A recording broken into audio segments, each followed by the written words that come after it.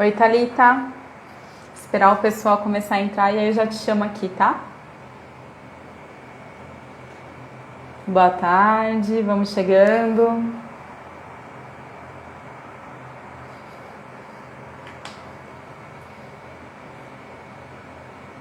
Bom, para quem tem acompanhado a gente desde segunda-feira já me conhece, eu sou a Carol. Eu estou mediando esse encontro, essa série de encontros que se chama Ateliê Se Expõe. É uma atividade que conta com o apoio da Lei de Emergência Cultural Aldir Blanc e deixa a gente muito feliz com essa possibilidade de contar um pouco o que tem acontecido no ateliê. O ateliê que sempre foi conhecido, né, como um espaço de encontros, né, um espaço em que as pessoas fazem as coisas juntos. Então, estamos muito contentes de poder tentar, né, encurtar um pouco as distâncias e trazer um pouco do ateliê para a casa de cada um. Obrigada por todo mundo que está aí, que tem acompanhado. Lícida sempre presente. Thalita, eu vou te chamar. Ah, acho que até você já me chamou aqui.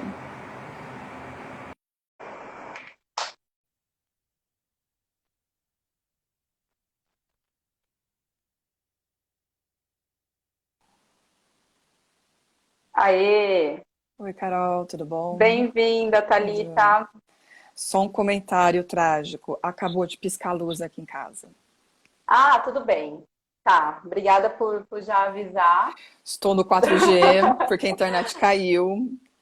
E assim, são as forças do universo Tudo bem, conspirando. Mas não tudo tem bem. problema. Segura o forninho se acontecer alguma coisa. Ok. Bom, Thalita, bem-vinda. Eu vou começar lendo um pouco do seu mini currículo.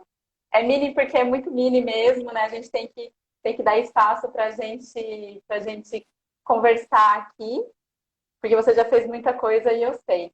Então, a Thalita Trisori, que é a nossa convidada de hoje, pesquisa mulheres artistas, feminismo e arte política no Brasil desde 2005. Thalita é professora, pesquisadora e curadora com ênfase feminista. É também pós-doutoranda no IEB, USP, e coordena o coletivo feminista Vozes Agudas do Ateliê 397. Eu sei que você gosta de conversar e você fala muito bem, então deixar esse tempo maior para você contar também um pouco da sua trajetória, né, Thalita? E o que eu li agora é a sua apresentação segundo o seu currículo. Eu queria que você apresentasse a Thalita, que o seu currículo não dá conta de apresentar, Thalita. Tá, bom, antes de mais nada, eu vou pedir um pouco de desculpas para nossa microaudiência, porque eu tô no final de uma faringite e a voz ela tá um pouco falha, então talvez tenha alguma tossida, alguma coisa esquisita acontecendo, mas tudo bem. Eu acho sempre um pouco engraçado esse tipo de pergunta, né? Assim, mas e para além do Lattes, não é? Porque tem a piada de que existe uma vida para além do Lattes, não é? Mas depois de tanto tempo envolvida com pesquisa, o meu tesão ele está ligado ao trabalho. Então é um pouco engraçado perguntar quem é a Thalita para além do trabalho. Quer dizer, eu sou esse trabalho, eu vivencio essas escolhas no meu dia a dia, não é? Seja trabalhando com mulheres artistas, seja com questões feministas e tretas feministas, né? Porque viver é uma eterna treta, vide onde estamos atualmente, não é? Mas é isso, eu tenho, bom, como todo mundo, eu tenho dimensões pessoais aí, tenho a minha personalidade, tenho as minhas crises existenciais, que a minha terapeuta é quem aguenta isso, né? Minha terapeuta é meu gato, né? Assim, estou dentro do clichê feminista da tia do gato louca, né? Obcecada por tarô, quem convive um pouco comigo também sabe dessa dimensão, assim, desde os 14 anos, colecionando decks, livros e levando vários tapas na cara das cartas, né? Porque, assim, às vezes você pergunta uma coisa, ela te responde, papá, isso não é interessante, o problema é aquele. Mas, não, mas na verdade é isso, a minha subjetividade, o meu desejo, ele está completamente ancorado na minha experiência de trabalho, é onde eu me sinto realizada. E é onde eu vejo um sentido, uma função mesmo da minha existência, né? Que eu estou fazendo alguma coisa pertinente para o coletivo e não alguma coisa masturbatória, né? Autoindulgente ou alguma coisa do tipo, né? Enfim, basicamente isso. Perfeito. Thalita, E esse ventinho no cabelo, que inveja, porque tá gente, tudo fechado, meu quarto abafado. é muito quente. Inclusive, tá tendo problema, assim, no auge por causa do ventilador. Eu mudei de posição porque ontem eu sei que deu ruim, Não, mas aqui tá tá muito ok. quente. Ótimo. Se tiver um problema, alguém comenta aí eu troco aqui a posição. Thalita, Ok. mulheres artistas, feminismo, arte política no Brasil. São três temas, né? Eu queria que Uhum. você falasse em que momento esses três temas se encontram na sua trajetória. Eu diria que nos primeiros anos de faculdade eu fiz a minha graduação em artes visuais na Federal de Uberlândia, Minas, né? E ali eu ainda estava com um impulso de ser artista. E aí, mergulhada no trabalho, já tinha aquela postura de que, ai, minha senhora, eu não posso só entrar em achismo, porque eu creio que, porque eu acho que a experiência é feminina. Porque toda vez que eu me debruçava sobre o trabalho nas discussões de grupo, vinha sempre esse tópico, a experiência feminina, a dimensão da feminilidade. E foi algo muito surpreso como isso se manifestou materialmente, inclusive. E aí, não querendo cair em achismos, eu caí no departamento de História, né, para fazer uma disciplina optativa com a professora Vera Lúcia Pulga, hoje aposentada, mas uma figura super importante na instituição, que, juntamente com outras alunas, me acolheu numa disciplina super enxuta para estudar a história das mulheres, porque ela era uma especialista em história das mulheres. E aí, concomitantemente, eu levava essa pesquisa de ateliê em pintura, junto com essas pesquisas históricas, até que chegou um momento que deu um. Sim, você precisa escolher um caminho, né? Assim, você precisa escolher algo para fazer bem feito. E eu percebendo que na época questões de arte e feminismo no Brasil era tudo mato, tinha nada, nada, nada, assim, nada traduzido principalmente, e todos os textos que eu utilizava, eles eram em língua inglesa, francesa, não é que o dólar ainda permitia você importar livros e você não ter que deixar um fígado né, em Curitiba, na alfândega, não é? Exatamente, porque é isso, né? Você deixa um fígado no pedaço do pulmão ali, né?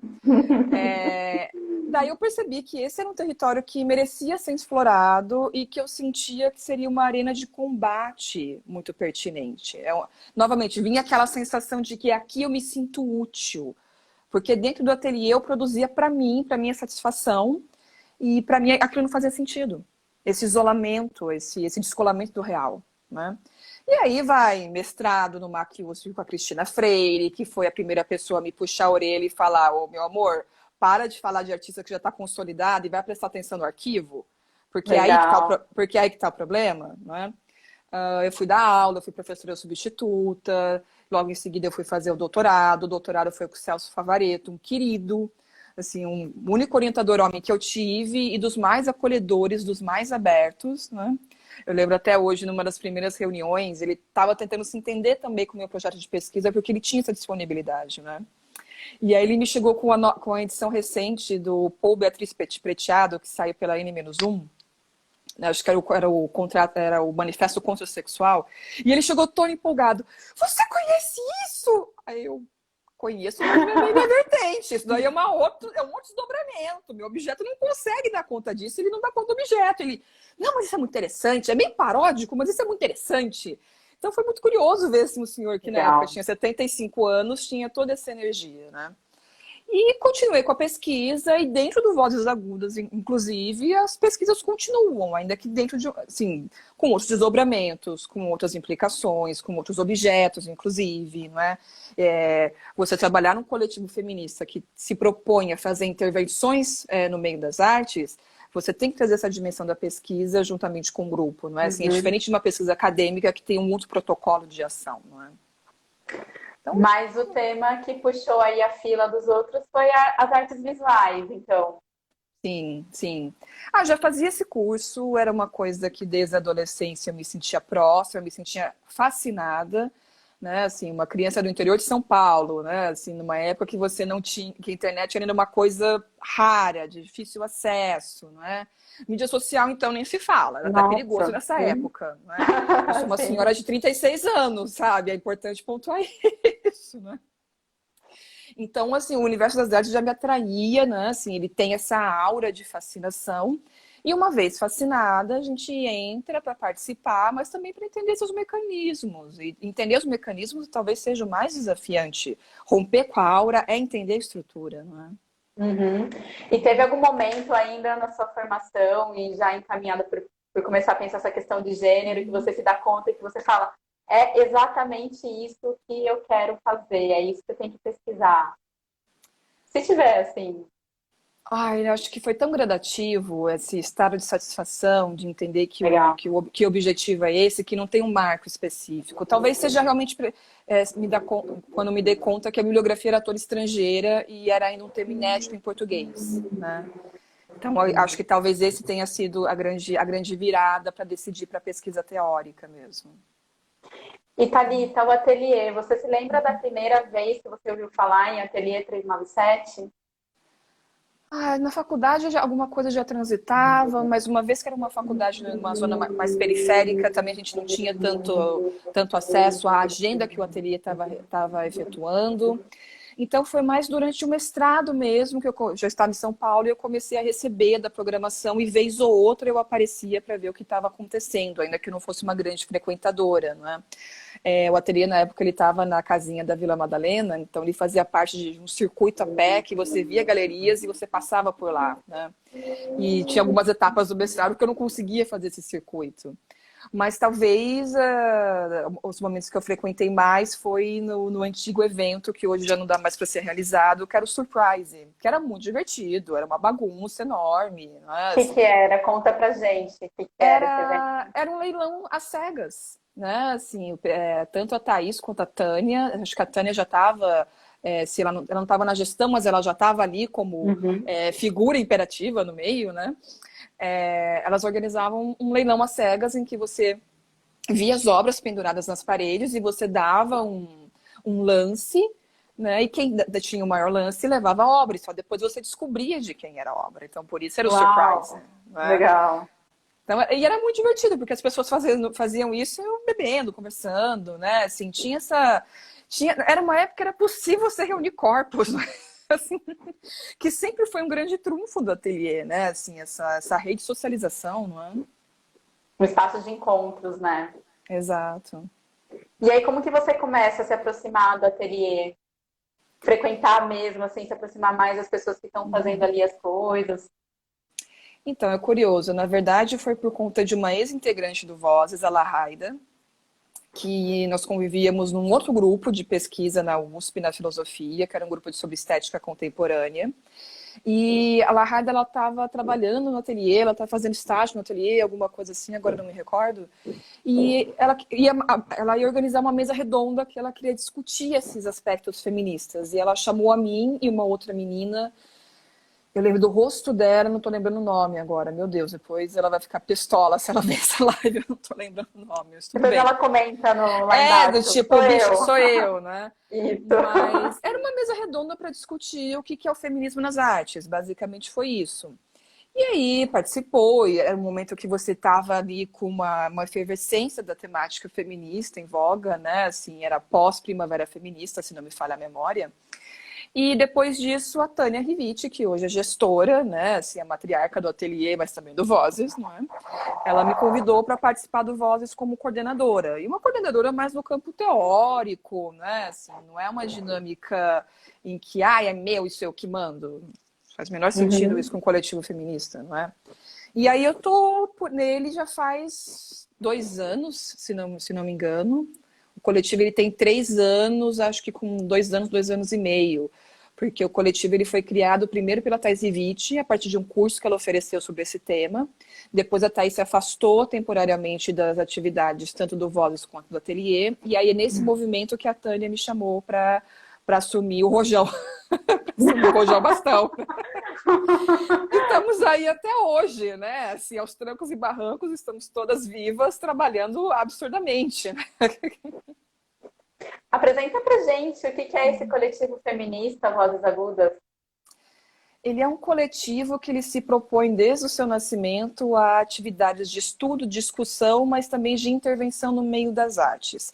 Então, num primeiro momento, bom, posso falar do período que eu estou ali, anteriormente eu não sei, né? Sim, Mas a claro. partir do momento que eu entro ali, o principal movimento era que a gente lesse textos, discutisse ensaios icônicos da questão feminista para preparar o arcabouço e, a partir daí, pensar em ações públicas, né?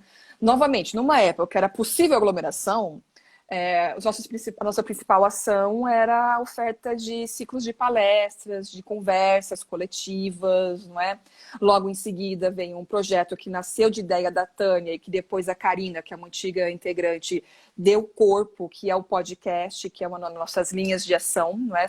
Essa entrevista a agentes culturais, mulheres do meio artístico, e escutar a trajetória pessoal delas, profissional, e criar um registro dessas falas, porque na minha experiência de arquivo, é muito difícil você encontrar essas autonarrativas de trajetória, você encontra dos homens. Ainda hoje, das mulheres, você encontra muito pouco. Né? E se for uma mulher racializada, em território marginalizado, pior ainda, assim, praticamente entra no esquecimento absoluto, não é? Depois de um tempo também nós começamos a organizar exposições coletivas com mulheres. Isso era um projeto que já existia antes da minha entrada, mas nós conseguimos dar continuidade em uma ou duas edições, né? Alguns cursos, né? Essas atividades sempre no campo do encontro do público, não é? E aí veio a pandemia. E aí veio a pandemia, assim, a vida virou do avesso, de cabeça para baixo. Uhum. E o grupo ficou naquele estado de estupefamento e desânimo, como todo mundo, né? A torcida do Flamengo e do Corinthians junto, multiplicada por 3, não é? Ai, Thalita. Não é? Não, mas é verdade. Sim, Quem não foi abalado por isso, sim. porque está vivendo em outro universo, não é? E aí a gente começou a pensar alternativas, assim, nós continuamos com as leituras, porque isso sempre foi um elemento de aglutinação do grupo, de tirada de dúvidas, mas aí outros projetos vieram à cena, né? O podcast continuou, ele está um pouquinho parado agora, porque a gente está com outras urgências, mas ele permanece, ele existe ainda, não é? E aí outros projetos surgiram, como, por exemplo, o primeiro prêmio Vozes Agudas para Mulheres Artistas, não é? Sim. Então, Eu tenho. Você começou a abordar já duas perguntas que eu tenho aqui, e uma lógica do prêmio, mas outra eu acho que a gente pode começar por ela, que é a questão da pandemia, né? Pandemia vivendo no Brasil, é importante ressaltar isso, né? A pergunta é como que é trabalhar, pensar, estudar com um coletivo, né? As questões de mulheres artistas, o feminismo e arte política em tempos de pandemia no Brasil, sobretudo, né? olha, é com muita resiliência. Muita resiliência. A sua resiliência pode vir do comprimidinho da farmácia ou da Nutella. Tanto faz. Então, os dois funcionam. Ninguém está aqui para julgar. Pode ser apertando o gato que está aqui roncando do meu lado, porque é o horário de sono do bonito, né? Mas é realmente numa resiliência muito teimosa. Porque a gente está falando de um sistema, né, de um modo operativo de vida que cada vez mais ele massacra as subjetividades. E ele está operando para isso e está funcionando, não só pelo o asfixiamento do Covid, mas também pela interdição de circulação de corpos, não é? Pela impossibilidade de encontro. Ainda mais brasileiro, que é uma criatura fogo no rabo extremamente sociável, não é? Assim, isso afeta pra caramba as nossas relações de afeto, não é? Então, ainda que haja uma overdose do Black Mirror, né? O tempo todo nós estamos agora mediados por essa tecnologia, hiperdependentes. O grupo ele manteve as suas reuniões semanais. Vez ou outra, por conta desse último projeto, que é o Prêmio para Mulheres, a gente se encontrou mais algumas vezes, mas realmente quando realmente precisava, porque tinha uma urgência, uma demanda, né? E tentando manter esse contato, essa troca dentro do possível. Inclusive, isso é um dos motivos que veio o prêmio, não é? Assim, a gente ter um alvo, a gente ter um objetivo de ação, que a gente estava sentindo falta disso, porque a gente perdeu essa estrutura, né? Essa estrutura física de intervenção. E também pensando que era uma forma da gente retornar isso para a comunidade de mulheres artistas, e mulheres no sentido expandido do Paranauê, né? Assim, importante pontuar isso. Né? Foi um prêmio nacional, né, Thalita? E é uma ousadia, assim, incrível, né? Lançar uma coisa que é para atingir o Brasil inteiro, né? Incrível isso. Mas por quê, assim? O que o coletivo buscava quando resolveu lançar esse prêmio com esse alcance nacional? Dois termos que a gente sempre usou em momentos muito diversos era a ideia de criação de plataforma e de ponte. Legal. Então, mais do que criar um material de arquivo, que consequentemente isso aconteceu a partir dessa chamada aberta, artistas mulheres do Brasil, mas também brasileiros residentes fora do país, porque nós recebemos alguns portfólios também desse perfil. A ideia era realmente você criar uma oportunidade de visibilidade para uma classe de trabalhadora, que no caso, mulheres artistas, que se antes da pandemia já ocupavam um lugar de fragilidade por conta dos preconceitos de gênero que estão já cristalizados na nossa sociedade, com a condição pandêmica isso ficou muito mais evidente. Logo no começo da pandemia, quando a gente estava pensando o projeto, mas também fazendo leituras de texto, principalmente da Françoise Verger, era muito evidente assim, a sobrecarga de trabalho que recaía em cima das mulheres, principalmente se eram mulheres que elas tinham um núcleo familiar, se elas não estão sozinhas, tipo eu, meu gato, assim, se nós estamos nessa condição privilegiada, uma vez que você tem criança, que você tem marido, que você tem avó, que você tem sogra, e você está trancada dentro de casa, a responsabilidade de cuidado desses sujeitos, de higienização, de manutenção da casa, de comida, recaía nas costas femininas, né? Isso levantou toda uma discussão sobre essa sobrecarga de trabalho que permanece até hoje, não é? E aí também veio várias discussões sobre, os homens ajudam. Não, eles não ajudam, eles dividem o mínimo. Metade do DNA deles está na criança, né? Assim, a família deles também que está envolvida, eles também dividem esse espaço. Então, uma série de discussões começaram a vir à tona por conta disso, né?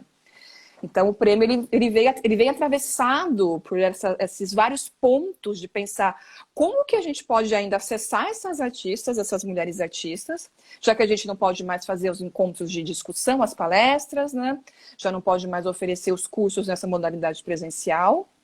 E, ao mesmo tempo, a gente ter uma ação representativa do grupo, simbólica do grupo. E aí, a ideia da exposição, do prêmio, veio com força, né? Primeiro, era para ser uma exposição online com chamada aberta, não era para ser uma premiação. Mas aí, todo mundo parou, depois de algumas discussões, e falou assim, ok, quem é que vai fazer esse site? Quem é que sabe lidar com isso? E quando a gente foi pesquisar, saía tão mais caro para os nossos recursos do que fazer uma exposição presencial. Sim. E aí, no final das contas, uma série de situações acabou convergindo e permitindo que o prêmio funcionasse, assim, que ele existisse, não é? Primeiro, a entrada de apoio financeiro e logístico de uma série de colecionadoras mulheres, principalmente Super Alaide, nossa querida, não sei se ele está aqui, não é? Alaide, fada madrinha do prêmio, não é? Que foi a pessoa que nos apoiou em diversos níveis para a materialização desse prêmio, mas também a receptividade da Galeria Jaqueline Martins, que abriu suas portas do segundo, terceiro andar, gente, às vezes eu me confundo, tem o térreo, tem o primeiro, tem o segundo. O segundo. É o segundo Nossa, andar. o segundo andar. Isso. Isso é um Primeiro e segundo. Isso é um ponto de discórdia. Isso é um ponto de discórdia. Né? Assim, mas é o segundo andar. E que permitiu essa exposição dentro de um projeto maior de troca de programação com o Ateliê 397. Quer dizer, uma vez finalizada a exposição, o Ateliê 397 ele vai ter outras atividades ali naquele espaço também, se a pandemia permitir, né? Tem esse detalhe. É assim uma negociação. Né? Eu queria que você falasse um pouco dos bastidores, assim, quando vocês começam a receber esses... A Alícida fez um comentário, Mila, ela falou Mila, e colocou um coraçãozinho. A Mila é uma das artistas que está na exposição. Quando vocês começam a receber os trabalhos dessas mulheres artistas, eu queria que você falasse assim, como é que era ver chegar esse material e falar, nossa, meu Deus, é muita coisa boa. Olha, no começo era uma certa ansiedade, pensando, será que essa chamada vai ser atendida? Havia essa preocupação, tipo, gente, nesse momento, as pessoas preocupadas com uma pandemia, será que as mulheres vão se atinar? E aí, no começo, era muito tímido, e de repente, conforme as semanas iam avançando, começou a ter um volume, começou a aumentar o volume. A Alice, inclusive, que está aqui nos escutando, era uma das responsáveis para receber esse fluxo e organizar ele, né? Assim, super necessária, porque só ela que ia dar conta disso, eu não conseguiria, né? E conforme foi chegando o final do prêmio, de repente, chegou no número de 830 portfólios. E foi uma coisa assustadora. Eu falei assim, meu Deus, olha como isso é um campo de demanda. Olha como isso Uhum. é um território ainda de carência, de necessidade de acolhimento mesmo, né? E aí a gente recebeu portfólios de praticamente todas as regiões do país. A gente teve um número menor na região norte, que a gente espera sanar esse número baixo na segunda edição. Estamos já confabulando para isso, se tudo der certo, Legal. não é? E a gente recebeu também assim, perfis muito variados, né, de artistas já consolidadas um pouco no sistema, mas não com devido reconhecimento, mas muito de artistas jovens, recém-formadas, ou então autodidatas, não é assim, que eram de outras áreas e estavam se aventurando nesse território, não é? A gente recebeu, na verdade, poucos portfólios de mulheres trans. E a gente entende que esse é um setor que a gente precisa se esforçar mais para conseguir alcançar e deixar claro para elas que a gente quer receber esses portfólios na segunda edição, que a gente quer essa participação, que isso é muito importante para a gente sair da bolha. Né? Sair Sim. dessa bolha cis, branca, classe média, que é muito confortável, mas que não é assim, por favor, não é assim. O apocalipse está aí, é preciso ampliar os territórios de apoio e de luta, não é? Inclusive, isso era uma questão, assim, Thalita, porque quem lê o edital do prêmio vê que ele foi muito bem pensado ali, né? Tem um cuidado, assim, tem toda uma questão de critérios, é uma coisa muito bem elaborada, muito bem cuidado ali para tem um foco, né? Eu queria que você falasse desse processo de construção, assim, de como vocês chegaram nesses critérios. Não sei se eu posso chamar de critérios também. Critérios, pontos a serem atendidos, não é? Isso. Foram duas, três discussões, a gente consultou vários editais de arte e pensando isso daqui é pertinente, isso não é. Havia todo um receio que a gente caísse no modelo de salão, que Sim. a gente tentou evitar o máximo possível, mas uma vez que é uma chamada aberta ofertando prêmio em dinheiro e que você não tem ali eu quero trabalhos que discutam paisagem, então isso acaba entrando um pouco nesse tópico, não é?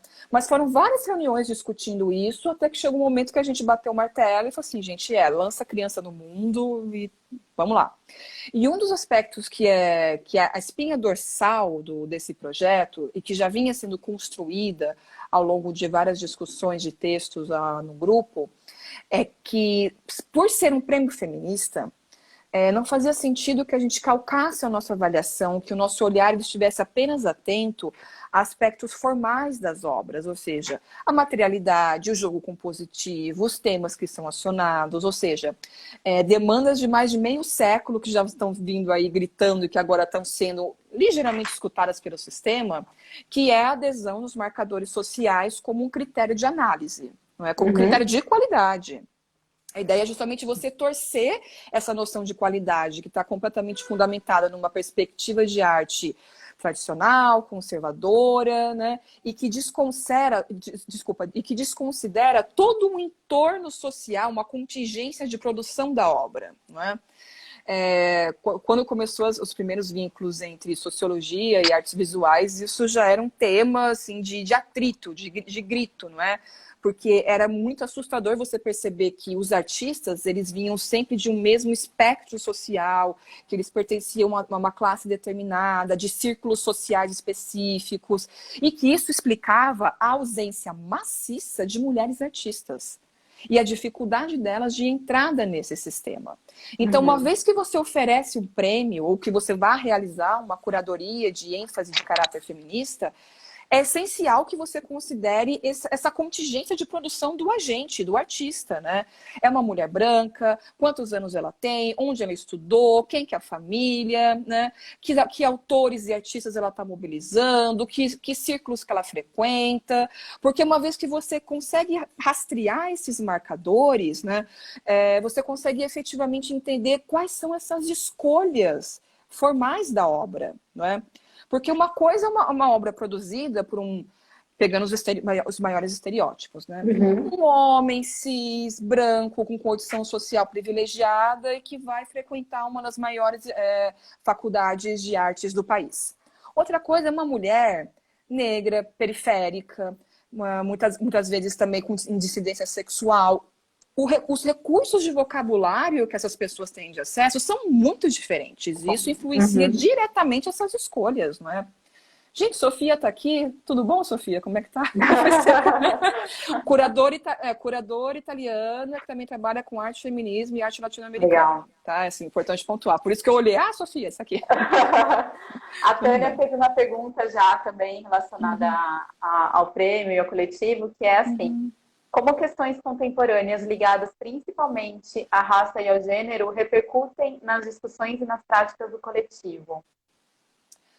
Ai, dando várias torções, não é? Porque a gente tem que fazer autocrítica meia-culpa. Grande parte do coletivo são de mulheres brancas cis, pertencentes à classe média. Então, é um exercício constante, né, no nosso grupo em olhar para essa situação e pensar, ok, eu não estou restringindo o meu olhar para essa diversidade, para essas demandas, né? E aí tem tido todo um esforço para a gente realmente conseguir acessar essas outras mulheres, esses outros sujeitos com outras experiências de vida e tentar efetivamente realizar uma troca, não é assim, não é ser paternalista, né? Assim, não ou ser arrogante com os lugares que elas ocupam, mas realmente fazer um exercício de escuta e entender quais são as demandas dessas outras mulheres, não é? Mas é um grande esforço, principalmente no momento que você não pode circular, você não pode sentar no bar, tomar um café, uma cerveja, você não pode ir num estúdio de artista, não é? Mas está muito ligado nessa chave, inclusive, de uma percepção do lugar privilegiado que nós ocupamos, né? E o que a gente pode fazer nesse lugar que não privilegia apenas e que reforça apenas a nossa condição, mas também que amplie esse escopo, que amplie esses territórios, né? Sim. Uhum. Thalita, a gente chegou na nossa primeira meia hora já de conversa. Assim como a Tânia já fez perguntas também, quem quiser também pode mandar, seja na caixinha de comentários, seja na de pergunta, que eu estou sempre olhando aqui para ver se tem. Uhum. Eu queria só voltar numa pergunta, se você achar que faz sentido, lógico, que é durante ainda a questão do recebimento dos materiais. Você que já é uma pesquisadora há tanto tempo, né, da questão das artes visuais, das mulheres artistas, você se surpreendeu com algum material que chegou, você falou, nossa, isso justifica muito a gente estar fazendo esse prêmio? Às vezes alguma história que vocês compartilharam entre vocês do coletivo, por conta de algum Alguma material? anedota do material que a gente recebeu dos portfólios do prêmio, você está falando, Isso, né? isso. Eu acho que, bom, durante o processo do júri, né, assim, foi um júri sócio de mulheres, foi eu, Tânia, a Bruna Cury, que é artista travesti, né, a Kiki, também a Renata Bittencourt, a gente ficou desesperada para ver aquele monte de portfólio, tipo, minha Nossa Senhora, o que a gente faz com isso? Foram 800, é muita mais de coisa. 800, foi enlouquecedor, assim, meu Deus, o que eu faço com isso tudo, né? E todo mundo, assim, a gente fez assim, um cotejamento para que todo mundo conseguisse ver o máximo possível de portfólios, pelo menos cada portfólio tivesse o olhar de duas curadoras, e aí a gente fazia um Legal. pente fino analisando, porque, né, assim, 5 pessoas, uma semana, 830 portfólios, difícil, né? Mas aí, conforme a gente foi analisando, havia sempre algumas surpresas, né, de trabalhos muito bem consolidados e pouco conhecidos, né? Talvez uma delas seria da Maria Liveman, que está na exposição com pintura, né, que é uma artista super novinha, acabou de se formar da Unesp, trabalha como assistente de artista, né, e que tem todo esse vocabulário kit na pintura que fala com esses clichês do universo feminino, né? Ou mesmo a Mirla, que está aqui com a gente ouvindo, não é? Que é uma Uhum. artista já madura, né? Já tem mais de 40 anos, que também já está no circuito há muito tempo, mas que nunca teve uma grande inserção. E ela ter mandado um material para gente que fala justamente dessas experiências afetivas e as expectativas frustradas dessas experiências, né? Em aplicativos de paquera, né? Então é um olhar muito, muito atento e Muito muito legal. ácido, inclusive, Uhum. essas dinâmicas, não é? Mas é claro que também tiveram algumas que ficaram de fora, não é? Assim, porque quando a gente montou a exposição, havia o quê? Nós havíamos as 3 premiadas, né? Larissa, Mônica e Massuelen, e as 2 menções honrosas, que é o coletivo Terroristas Del Amor e a Vulcânica Pouca Roupa, que esse nome dela é fantástico, inclusive. Maravilhoso, eu também adoro. Mega fã. Não, não, e fala super bem, uma pessoa super articulada, bem, bem, bem consciente das coisas, assim, ótima ela. E uma vez que a gente tinha esses 5 nomes, né? Ainda que com o coletivo se tornem 6, a gente ia fazer essa exposição e entendia que precisava chamar outras mulheres, outras artistas que submeteram o seu portfólio. E aí a gente fez um recorte regional por questões logísticas, econômicas de orçamento, não é? E a maioria das artistas que estão nessa exposição de São Paulo, elas são residentes em São Paulo ou elas estão no entorno, ou seja, elas estavam num território que facilitava a entrega, Uhum. o envio dessas obras, não é? E essa mesma lógica ela vai acontecer em Brasília, quer dizer, a gente vai fazer também um outro recorte da exposição do prêmio com as premiadas, as menções honrosas, e vai ter uma chamada das artistas que enviaram os portfólios, que são da região de Brasília, de Goiás, Mato Grosso do Sul, não é? E também para Nordeste, em Recife, mas a gente ainda está acertando esses detalhes, né? Uma vez que a gente bate o martelo, a gente consegue falar. Enquanto não bater o martelo, é Sim. perigoso verbalizar isso, né? Mas vários trabalhos chamaram a atenção ali, inclusive, às vezes você tinha um portfólio que ele era um pouco confuso de entender o que estava acontecendo, e de repente aparecia uma imagem e esse tipo, gente, é isso.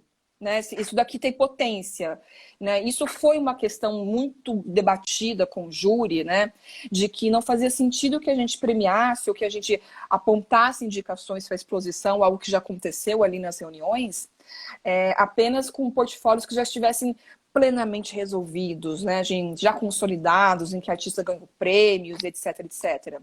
Mas era importante que a gente visualizasse a possibilidade, a potência, em entender que chamar uma artista que está nessa condição de visibilidade, você dar essa plataforma, você fazer essa ponte, é você colocar ela num outro lugar de negociação que talvez viabilize a carreira. Então, isso estava já no horizonte de avaliação. Não é? Legal. E a exposição foi lançada, né, na Galeria Jaqueline Martins, um dia antes de São Paulo entrar na fase mais restritiva da quarentena, né? Ah, Bom, pois acho que só por é. isso já é um absurdo eu falar em desafio, né? Porque olha isso, né? Não, Já é todo um desafio, né? Mas como é que é lançar uma exposição assim que nem teve chance de receber visitas, né, Thalita? De poder juntar as pessoas e celebrar, comemorar aquele momento. olha, foi um banho de água fria, a gente estava na montagem, né? E aí veio a notícia, eu vi pelo Twitter, a Tânia e a Thaís viram pelos jornais, acho que pelo rádio, isso já estava pela declaração do Dória, né? E aí, quando a gente chega na exposição, trabalha a todo vapor e aquela situação. E aí? E aí continua. E aí a gente monta e quando puder a gente abre, porque assim, é um banho de água fria, mas não tem nem o que criticar, porque olha o estado que tá o nosso país, né? Assim, olha o estado de calamidade Exato. pública que a gente já está há semanas. O grande comentário quando a gente montava era assim, gente, esse lockdown tinha que ter rolado há um mês atrás, entende? Agora já não vai segurar muita coisa, né? Mas uma vez que a exposição está montada, né? A gente tem expectativa de que talvez no mês que vem a gente consiga reabrir, agendar algumas visitas, porque uma vez reaberta não vai ser aquele monte de gente aparecendo. A gente vai ter que marcar visitas pontuais, porque vai ter que ter esse Uhum. controle de quantas pessoas vão estar no ambiente, não é? Mas, para não ficar tão gosto amargo na boca, a Galeria Jaqueline Martins disponibilizou para a gente uma plataforma chamada View Room, que a gente chama de VR, né? Não é o VR de cartãozinho de comida, é outra coisa. Não, porque a primeira coisa que vem é isso, tipo, não, é View Room, entendeu?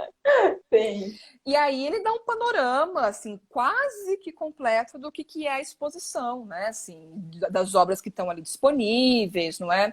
Isso, inclusive, é uma vírgula que eu queria dizer. Foi muito satisfatório na última reunião a gente conversar e o pessoal dá notícia de que várias das obras já foram vendidas, né? Assim, eu Nossa, que acho que legal! Não metade delas sabia. já foram vendidas, Que né? legal, que Então, isso é uma legal. coisa assim, gente, não é uma situação que você vê novamente que, olha, tá aí o sentido de fazer um projeto desses, não é? Não é só você montar uma exposição que, mesmo que tenha visitação, algumas pessoas vêm e depois se perde no tempo pela própria efemeridade da natureza da exposição como documento, né? Mas existe um retorno para quem está participando, né? Que não é Sim, só a chamada para outros projetos, como tem acontecido com várias das artistas, mas elas estão dando um retorno financeiro, principalmente no momento que um dos grandes pontos de fragilidade feminina é o corte de verba, né? Assim, a renda que sim. cai, né? Então, isso tem sido. Então, foi muito satisfatório ver que, tipo, gente, tá vendendo, vendeu, que bom, né? Assim, né? Que Então, legal. com isso, Aqui, né? pulou aqui no comentário. Peraí. A da... Calma aí que eu tô chegando lá. Não sei Daí, se você tem acesso também então, vem muito rápido, né? Mas antes de você achar o Aqui, comentário, desculpa, pode falar. não, porque a Lícida mandou assim, uma anedota, assim, olha, acabou a luz de novo, você tá vendo? Ainda bem que eu Ai, acabou estou. mesmo. Tá Sim. desse jeito, menina. Mas a Lícida mandou uma anedota muito boa. Além do Vir 1 da Galeria Jacqueline Martins, a gente criou um site do coletivo Vozes Agudas, também roxinho e Sim, sim. amarelo, que são nossas cores, né? E que ali também tem praticamente todas as informações à exposição. Tem o texto curatorial, ainda essa semana deve subir os textos de ensaio das artistas, tem vista panorâmica da exposição, tem também algumas fotografias de registro da montagem, que é sempre uma parte muito divertida quando você tem uma química boa entre a equipe, né? Tem Sim. também uma mini biografia das integrantes, tem das outras integrantes que também participaram do grupo, mas estão faltando várias. A gente está no esforço de compilar, porque é um coletivo, você tem várias entradas e saídas, né? Assim, a pessoa participa um tempo e de repente, meu Deus, conseguiu um emprego de carteira assinada. Vai, Claro. vá. Tá tudo bem, tem que defender meu doutorado, tem que qualificar meu doutorado. Vai, amor, vai viver, depois você volta quando der. Ou então, como acontece, engravidei. Tudo bem, vai lá parir, né? Enfim, só pontuando que existe esse Sim. site, vozesagudas.com.br, né? Que se Ah, tiver curiosidade é só acessar. Ou desculpa, pode a- falar. não, só o comentário. A Fia de Mãe Preta comentou aqui. Eu Ai, comemorei o dia amei. inteiro a venda da obra. Legal, muito legal Sim, mesmo. a May foi uma das últimas artistas que a gente conversou e chamou para exposição, né?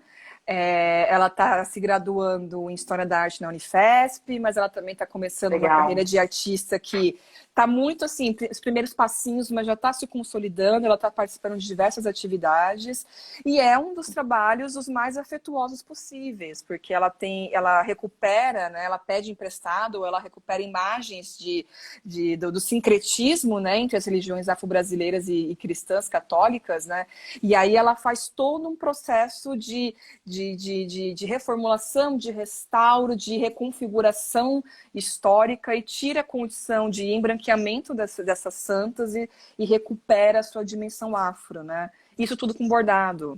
Então, é um trabalho extremamente afetuoso, delicado e comprometido com o universo dela, assim. Então, depois vocês terem uma olhadinha. Fia de Mãe Preta é o Instagram dela. E tem também, quem quiser conhecer um pouco mais sobre essas premiadas, tem um podcast também, né, Thalita, Isso que, mesmo. que é muito legal o podcast Vozes Agudas. Não sei se você quiser apresentar mais, você que estava mais próxima do que eu durante a produção do podcast. Esse é um projeto já antigo, que começou por uma inquietude da Tânia, que é da área de comunicação, né? E durante muito tempo a gente fazia entrevistas com artistas mulheres, curadoras, programadoras, produtoras, então assim, várias agentes culturais que permitem, que estão atuando no circuito. E algumas delas consolidadas e outras não. Então, uma grande questão era ouvir a história dessas mulheres e entender o que tinha de diferencial que permitia que algumas se consolidassem profissionalmente e outras não, não é? Sim. Uma vez tendo o prêmio, né, a gente pensou que a gente vai oferecer um prêmio em dinheiro porque precisa, assim, foi pouco, foi só R$ 1.000, mas já é alguma coisa essa situação, não é? E além do prêmio em dinheiro, oferecer plataforma de visibilidade, não é? Então teve a produção de ensaios críticos das premiadas, as menções honrosas, que deve subir nos próximos dias no site. Teve também a produção do podcast, não é? Assim, a gente tem 2 podcasts, um deles com as premiadas e outro com as menções honrosas, em que a gente está justamente escutando elas, querendo saber da carreira, das posições políticas, do relacionamento com as artes, e novamente entra nesse ímpeto de se criar um arquivo narrativo da trajetória dessas artistas para que mais uma vez não se perca, né? Que isso fique ali presente para futuros pesquisadores que tenham acesso. Muito bom. Eu já escutei, é bem legal. Fica o convite também para todo mundo que quiser ouvir também, né? Thalita, quase encerrando, a gente tem uns 15 minutos finais. Se você, para encerrar esse bloco do prêmio e do coletivo, fala pra gente quais são as pautas de hoje, depois que lançou já a exposição, né? Quais são as pautas agora?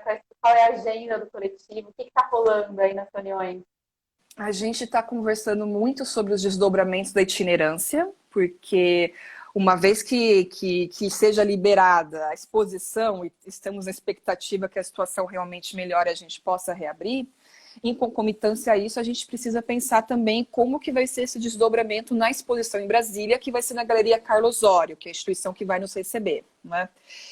E conforme a gente vai discutindo isso, a gente também já está pensando nos próximos podcasts e tentando solucionar como será esse segundo edital, assim, que buracos que a gente deixou, né? Assim, o que a gente não contemplou, que lugares que a gente precisa atingir. Então a gente já está desenhando esses futuros projetos, né? Legal. E também tem um outro desdobramento interessante disso tudo, que além da exposição e além do prêmio, foi possível, a partir de uma parceria com a usina de arte lá em Recife, desenvolver um programa de residência, em que uma das nossas integrantes, a Lícida, vai fazer uma residência artística ali na usina, e também uma das artistas que mandou o portfólio para a gente, que é da região, a Cris Pérez, também vai participar. Então, eu acho que é importante pontuar que, ainda que a gente tenha todos esses braços meio polvo, né? A Tânia falando, residência na usina de arte, é isso mesmo, Tânia? Então, ainda que a gente tenha esses vários desdobramentos, né, que é a exposição, o podcast, né, assim, essa venda das obras, a itinerância, essa chamada do prêmio ainda está dando possibilidade de desdobrar e Sim. utilizando os portfólios que foram enviados, né? Então, uma vez que a gente tenha outras ideias e outras possibilidades, provavelmente a gente vai voltar para esse grande arquivo que se transformou os portfólios e ver dali quem que a gente pode indicar para outras situações, né? É só surgir oportunidade e a pandemia dar um desconto nas nossas vidas, né? Sim, sim. Difícil, Falando né? em pandemia, falando nesse caos que a gente está vivendo, né, já há um ano, sem perspectiva de melhora, né? Como que, Thalita, para você, é uma pergunta que eu tenho feito para todo mundo também, como manter esperança nesse caos? Teimosia e terapia. Teimosia e terapia.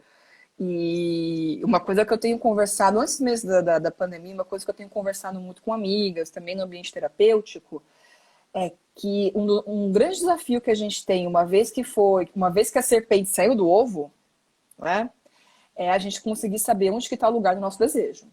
E você respeitar esse lugar do desejo e tentar negociar ele em meio a esse pandemônio, né? E tentar não perecer. Então, nesse sentido, vem a teimosia, né? Porque eles querem que a gente pereça. E aí não dá. Não dá. Tem uma piada que eu falo com algumas amigas, que é assim, olha, o negócio é a gente virar barata, porque barata é um bicho que sobrevive até, assim, guerra nuclear. Então a gente tem que ser baratinha, né? Tem que ser, assim, ardilosa, caber nas frestas, nos cantinhos, resistir, se adaptar ao veneno do inseticida. Muito bom, Thalita. Sejamos baratas. Por aí, né? E ainda Adorei. ainda assume essa objeção que o governo quer que a gente tenha, né? Assim, que Exato, acople. exato. Então a gente é baratinha, é isso. Ai, maravilhosa você, Thalita. Adorei. Sejamos baratas. Fica o convite. Por que você acredita no Ateliê 397, no coletivo Vozes Agudas? Gente, o ateliê, ele é um dos espaços independentes, se não me engano, no Brasil, dos mais antigos, os mais resistentes e teimosos, inclusive, porque para você ter uma resistência tem que ter teimosia, não é? E que ao longo dos seus anos vai transformando o seu programa de acordo com as necessidades do circuito, mas mantendo ali como esqueleto, mantendo como foco justamente esse território de encontro, de troca, de acolhimento de pessoas que estão começando a entender o que é o circuito das artes.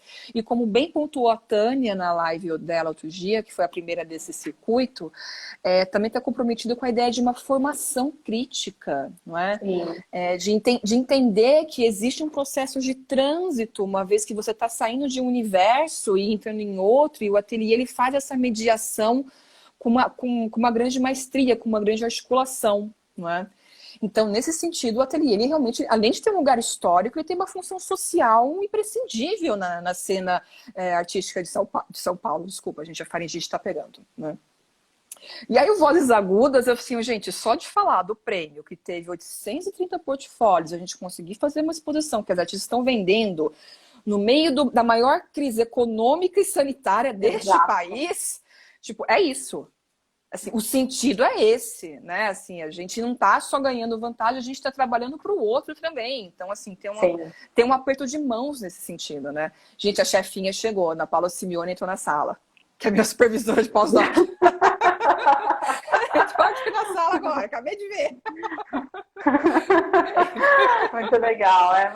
Ótimo. Que bom que a gente pode contar, né, com essa possibilidade de se falar, né, de provocar um encontro minimamente super seguro, que Ela, é, né, no chefinha. Instagram e tudo mais. Sim. Antes da gente ir para a pergunta final, tem uma da Tânia e tem outra também. Peraí, deixa eu ver essa daqui da Tânia. Tá. Como feminista, quais as bandeiras que você se esforça para colocar nas diferentes plataformas e também nos projetos do 397? Eu acho que se eu fosse resumir, seria possibilidade de acesso. Possibilidade de acesso, o que é também uma bandeira do ateliê há muito tempo, não é? Essa coisa da plataforma, da ponte, mas no caso específico da dimensão do feminino, da feminilidade, dos corpos que exercem essa feminilidade, né? Eu acho que entender quais são as dificuldades, as interdições e as especificidades da experiência desses sujeitos que performatizam esse feminino, que exercem essa feminilidade, e a partir do momento que você identifica essa especificidade, seja na potência, seja na fragilidade, pensar em estratégias que permitam a infiltração e a inserção desses agentes num circuito que tradicionalmente bloqueia, interdita e joga fora. Né? Então é quase estratégia de guerrilha, mas sem tacar fogo, por enquanto. Sei lá, se me pega na TPM, assim, o pessoal do coletivo sabe, né? É difícil. Aí dá problema, né? Thalita, a gente recebeu uma pergunta na caixinha de perguntas, que ficou de hoje de manhã para agora, no Instagram do Ateliê, que é: quando é que você vai dar uma aula sobre feminismo no 397? É essa a pergunta que mandaram. É só ver a agenda. É só ver as agendas possíveis, né? Eu tô dando cursos independentes, fazendo acompanhamento de artista. Eu já dei cursos na Ateliê 397 quando estava no espaço físico, mas uma vez que a gente entrou com esse projeto, assim foi aqui, agora que tá dando uma aliviada, né? Mas é uma questão de ver a agenda e dessas possibilidades, né? É isso, vai rolar, calma, sem estresse, sem ansiedade, vai dar certo, entendeu? Qualquer coisa, procura os textos que estão todos gratuitos, os que eu já escrevi na vida. Isso também é uma postura política, é só publicar em lugar de acesso livre, né? Então também está aí nesse aspecto, né? Para a gente já encaminhar para o fim, restam pouquíssimos minutos para a gente. Thalita, se você pudesse contar uma só história do ateliê, uma história só que você ouviu, que você viveu, qual história seria essa? Olha, tem várias histórias, mas respeitando a dignidade dos colegas, eu acho melhor eu não colocar. Não, gente, assim, festas, montagens, sabe? Sempre tem uma roubada que você fala, gente, por quê? Por quê? Mas eu só vou apontar duas. Eu acho que, primeiro, os momentos de montagem de exposição que teve com o coletivo sempre foram deliciosos, porque a gente dá muita risada, a gente reclama pra caramba, porque nós somos todas rabugentas ali, isso é importante. A rabugentice, ela pode ser uma qualidade crítica, é importante anotar isso, né? Mas as montagens sempre foram muito gostosas, justamente por essa possibilidade de encontro e colocar a mão na massa, né? Mas teve um projeto individual que o Ateliê acolheu, que foi uma exposição individual da artista Julia Millward, que inclusive participou um tempo do coletivo, depois ela se afastou para escrever a tese, né? Que foi um momento muito importante, que foi quando a gente estava montando, né? Tava frio pra caramba, e a gente recebeu a notícia de que o Lula tinha saído da cadeia. Então, o ateliê tem essa memória afetiva já. Onde você estava quando o Lula foi libertado? Eu estava montando exposição no Ateliê 397. Legal. Então, essa, pelo menos, não é humilhante, porque tem Bem outras legal. que uma vez entre a pizza e a cerveja é melhor poupar. Dignidade pública, importante, né? Muito bom, acho que é isso. Se você quiser se despedir, está aberto, contar mais alguma coisa. Não, eu queria agradecer o convite da Tânia, do pessoal da Ateliê, a conversa com a Carol, né? Que a gente está nessa sintonia já trocando, dando risada. Bia, saudade tua! Assim, a Bia é uma ex-integrante super querida do grupo, inclusive, né? E agradecer a audiência nessa tarde de quarta-feira quente, absurda. Cadê a chuva? E convidar todo mundo a visitar o site da exposição com Via 1 na Galeria Jaqueline Martins, mas também o site do Ateliê 397 e do coletivo Vozes Agudas. E ficarem atentos, atentas, né? Assim, atentas, de que mais planos de conquista do mundo devem aparecer, porque a gente não sossega. Sim. Isso é Bom, importante. Thalita, muitíssimo obrigada. É sempre muito legal te ouvir, assim, é sempre inspirador. Então, eu te agradeço mesmo, assim, por essa 1 hora. Sejamos todas baratas, né? Camiseta! Ninguém vai entender nada. Sejamos todos baratinhos. Ninguém vai entender nada, mas tudo bem, né? Sim. E fica o convite para quem quiser, às 19 horas, a gente vai conversar com a Bia Mantovani, que está aí. A Bia pesquisa o acervo da Ateliê 397. Então, 19 horas com a Bia, já está na hora de ter uns bons drinks também para a noite. Agora foi café, então à noite a gente pode pular para os bons drinks, já é o horário. É isso, Exato. gente. Obrigada. Só reforçar que a Ateliê se expõe a uma série de encontros que conta com o apoio da Lei de Emergência Cultural Aldir Blanc. E é isso. Vai ficar salvo no nosso GTV. Ana Paula, você que chegou um pouco depois e falou, olha, pode ir lá no nosso GTV que daqui a pouquinho já está a prosa inteira lá. Legal. Fica Obrigada, registrada a viu? vergonha coletiva. Não tem vergonha, não. Então, tá. Tchau, gente. Tchau, gente. Boa Obrigada, tarde. Até Thalita. mais tarde na Bia, né? Sim. Tchau.